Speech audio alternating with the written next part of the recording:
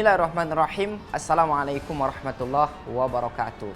Alhamdulillahirabbil alamin wal aqibatu lil muttaqin wala udwana illa 'alal zalimin.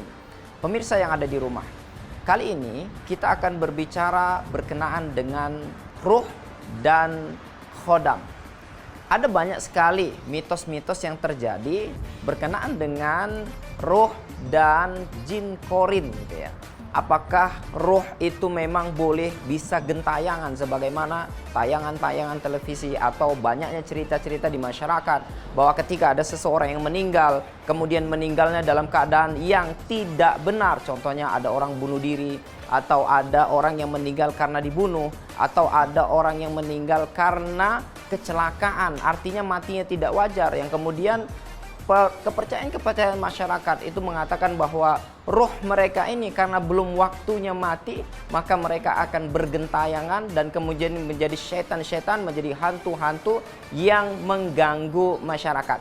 Begitu juga kita juga selalu melihat jika ada orang yang meninggal, kemudian ada kerabatnya yang kerasukan. Kemudian ketika kerabat yang kerasukan ini ditanyain, ya, jin itu dari mana? Maka kemudian dia tidak mengaku bahwa dia adalah jin. Mereka juga tidak mengaku bahwa mereka adalah syaitan gitu ya. Tapi mereka mengaku bahwa mereka adalah ruh yang orang yang sudah meninggal. Maka bagaimana Islam mendudukkan antara ruh gentayangan dan jin korin? Dalam Islam, kalau kita mau mempelajarin tuntunan daripada Rasulullah SAW, para sahabat, para ulama, maka kita tidak akan pernah mengenal adanya ruh gentayangan. Alias orang yang sudah meninggal, artinya ruhnya tidak bergentayangan, tapi ruhnya itu berada di jasadnya, di sebuah alam ruh, di sebuah alam barzah, sehingga mereka tidak bisa sesuka mereka untuk pergi ke bumi dan kembali lagi.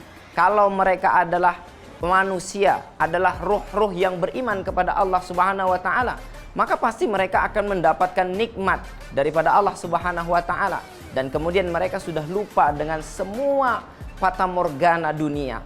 Kalau mereka kemudian jin atau mereka adalah ruh-ruh yang kufur kepada Allah Subhanahu wa taala, orang-orang yang ketika hidup mereka adalah kalangan orang-orang yang bermaksiat, melakukan dosa, melakukan perbuatan-perbuatan yang mungkar, maka mereka akan mendapat siksa dari Allah Subhanahu wa taala di alam barzah, sehingga mereka tidak akan mungkin bisa berpikir untuk kembali ke dunia. Maka mitos-mitos yang tersebar di masyarakat bahwa adanya ruh gentayangan ketika orang sudah meninggal dan matinya dalam keadaan wajar adalah mitos-mitos yang tidak benar dalam Islam.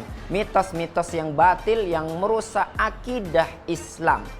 Maka kemudian lalu siapa ya yang kemudian datang dan merasukin saudara kita ketika ada orang meninggal kemudian saudara kita dirasuki, maka apa dia?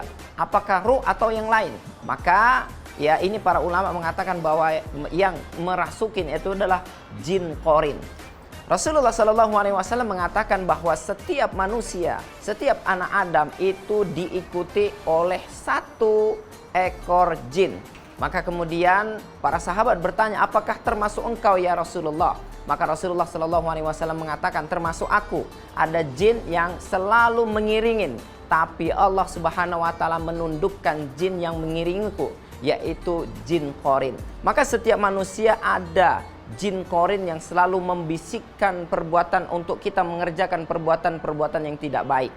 Makanya setiap kali kita melakukan apapun, contoh misalkan ada suara adzan, Allahu Akbar, Allahu Akbar, maka kemudian ada dorongan untuk mempersegera, untuk mempercepat sholat, dan ada juga dorongan untuk melambat-lambatkan sholat.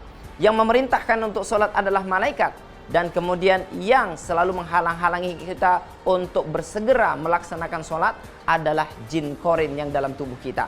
Jin korin ini tugasnya adalah bagaimana menyesatkan umat manusia agar kita tersesat, dan kemudian kelak ketika dibangkitkan kita menjadi orang yang merugi, yaitu orang yang akan mendapatkan siksa dari Allah Subhanahu wa taala. Nah, ketika anak Adam meninggal, maka jin korin yang selama ini mengikutinya dan menggodanya agar melakukan perbuatan-perbuatan yang buruk, agar melakukan perbuatan-perbuatan mungkar, agar melakukan dosa-dosa, maka tugasnya berubah. Dia akan datang kepada anak keturunan kita dan kemudian dia mencoba untuk menyesatkan anak keturunan kita dengan berpura-pura menjadi roh yang gentayangan atau roh dari bapak atau kerabat yang mereka penasaran seolah-olah mereka memberi nasihat dan lain sebagainya. Maka jangan pernah kita tertipu. Sebagai seorang mukmin, kita harus tahu hakikat mana itu roh, apa hakikat roh, dan apa itu jin korin. Bahwa tidak ada yang disebut dengan roh gentayangan. Kalaupun ada yang seperti menyerupai orang yang sudah meninggal, kemudian dia gentayangan, menakut-nakuti orang yang masih hidup, maka ingatlah bahwa itu bukan roh yang gentayangan, tapi itu jin korin yang menyerupai orang yang sudah meninggal, yang kemudian membuat tipu daya sehingga masyarakat banyak yang ketakutan. Maka akidah Islam, kita tidak boleh takut kecuali hanya kepada Allah Subhanahu wa taala.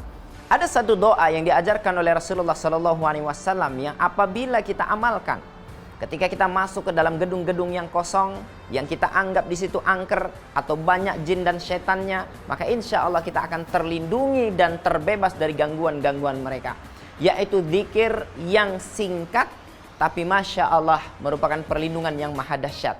Bismillahilladzi la yadurru ma'asmi syai'un fil ardi wala fis samai wa huwas sami'un alim.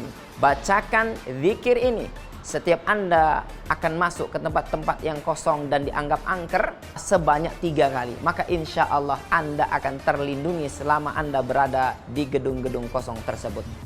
Pemirsa yang ada di rumah, jangan lupa untuk mengamalkan zikir yang saya ajarkan agar Anda dan keluarga Anda senantiasa terlindungi dari pengaruh-pengaruh gangguan jin atau setan yang ingin mengganggu Anda. Tetap di Kabar Misteri bersama saya Eri Abdul Rahim, karena sebentar lagi kami akan menyampaikan berkenaan dengan jin dan fenomena indigo.